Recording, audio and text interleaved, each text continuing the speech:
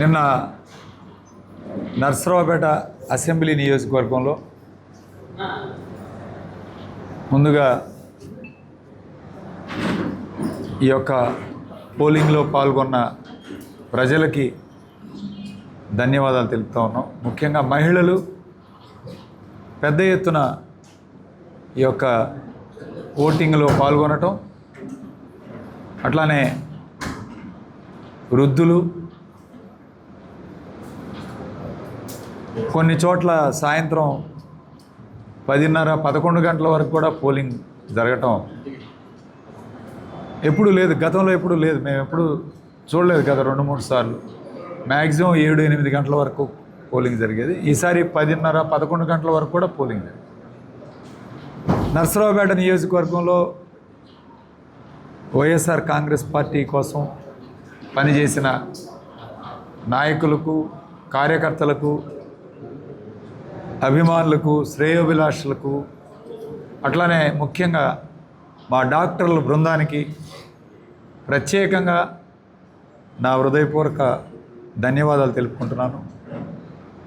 చాలా ప్రతిష్టాత్మకంగా, చాలా కష్టపడి గత 5 సంవత్సరాలు పనిచేసాం. గత 2 నెలల నుంచి ఎంతో కష్టపడి పార్టీ విజయంగా భావించవచ్చు. నర్సరావుపేట అసెంబ్లీలో పార్టీ కోసం పనిచేసిన ప్రతి ఒక్కరికి కూడా పేరు పేరున నా హృదయపూర్వక ధన్యవాదాలు తెలుపుకుంటున్నాను. అట్లానే మీడియా సోదరులతో సహకరించిన మీడియా సోదరులకు కూడా నా హృదయపూర్వక ధన్యవాదాలు తెలుపుకున్నాను. అట్లానే నిన్న నర్సరావుపేటలో కొన్ని హింసాత్మక సంఘటనలు జరిగాయి. ముఖ్యంగా పోలీసు వారు గారు, రెవెన్యూ అధికారులు వన్ సైడ్గా తెలుగుదేశం పార్టీకి కొమ్ము కాశారనే దాంట్లో ఎటువంటి అనుమానం లేదు. ముఖ్యంగా పోలీసు వర్గాలు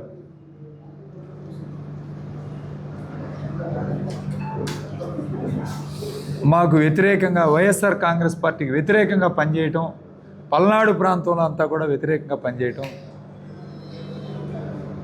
వన్ సైడ్గా పనిచేయటం చాలా బాధాకరమైన అంశం. 2 గంటలకు హౌస్ అరెస్ట్ చేయాలంటే హౌస్ అరెస్ట్ కింద నేను లోపలికి వెళ్ళింది నేను.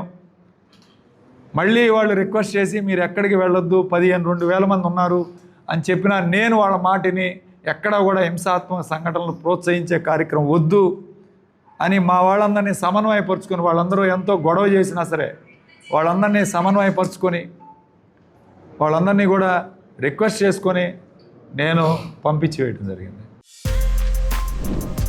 For more videos like this, subscribe Big TV channel.